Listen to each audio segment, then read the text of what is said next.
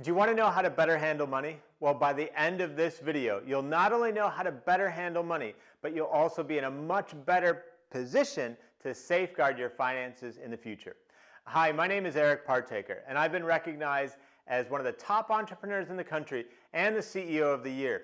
And I'm also the author of 2 best-selling books, including The 3 Alarms. But most importantly for you, I've helped thousands of people realize their full potential in work and life. So please also make sure you hit the subscription button below and tick the notification bell so that you never miss a future video. So step number 1 in getting a better handle of your money is to understand, well, where is your money coming from and where is your money going? So this is often referred to as your cash flow, and it's simply looking at how much cash is coming in and how much cash is going out, or in other words, your income and your expenses. Now, most people, they'll just have a single source of income, so that's a single, take a sheet of paper, that's a single line, okay, this is how much income that I have in a month, and then below that, simply list out what are all the expenses, and try to group those into their natural categories. So you'll have expenses which are more what they call fixed, in that they don't really change much. So this could include your rent or your mortgage if you own your home, your estimated utilities costs, a gym membership. Batch together all of those expenses that pretty much don't change into one category of expenses. And then below that you have what you would call your variable expenses. So just like the word implies, these are just expenses that vary. They can change from month to month. It could be going out money or money that you spent on food or clothing, things like that. So step number 1 to get a better handle of your money is to understand where is your money going. So your cash inflows and your cash outflows, or your income and your expenses. And you can do that on a single sheet of paper. Number 2, you need to agree your priorities and your financial goals. So looking at that list of expenses, you need to ask yourself, are these expenses that I want to keep? Do these expenses reflect the priorities in my life? And I want to challenge you here. Don't just ask, do they reflect the priorities in my life from the vantage point of your current self? But I want you to think of you at your best version of you, your best self. Do those expenditures reflect you at your best, the priorities of you, the best version of you? And that's a yes or no. And then what adjustments would you make to those priorities? And then similarly, what financial goals do you have? So we need to understand, what are our priorities for where our money should be going, and what are our financial goals? So that's step number 2. Number 3, we need to create a budget. So once we understand our cash inflows and outflows, our income and expenses, what are our priorities, what are our goals, we need to create a budget. What would we like to do going forward? And a budget should include the expected income that we're going to have each month, and it should include in the expenses how much we're allowing ourselves to spend in each of those categories every month. And then when we get to the end of a month, we can check and see how close were our budget estimations with what we actually spent. And then we can make adjustments, either spend less or increase what we're targeting, within the budget, within a particular category.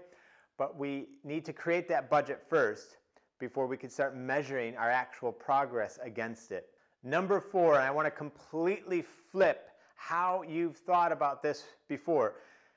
We need to create a savings plan, but we do that by changing the equation that we've been taught. So we were taught as kids and growing up that income minus expenses equals savings. So savings is something that's left over in the end.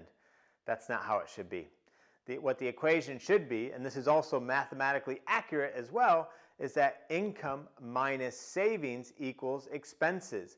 And the reason we want to flip those two around, the expenses and the savings, is because it forces us to prioritize and think of savings first. Pay yourself first before you start paying money to other people. When you go and you eat out somewhere, you're paying someone else. When you go and you buy some clothing, you're paying someone else. Pay yourself first. Take your income, determine your savings target, pay that to yourself first, and then your expenses. Now, if this is all making sense to you so far, please put a yes in the comments below so that I know. Now you may say, well, I don't have any capacity to save, but I want you to get into the habit of saving. And I want you to start with just 1%, even if that's all that you had. So, let's say you have income of $2,000 in a month. Start with saving at least just 1% per month. So 1% is only $20. And you absolutely, 1% of 2,000 would be $20. And you absolutely do have $20.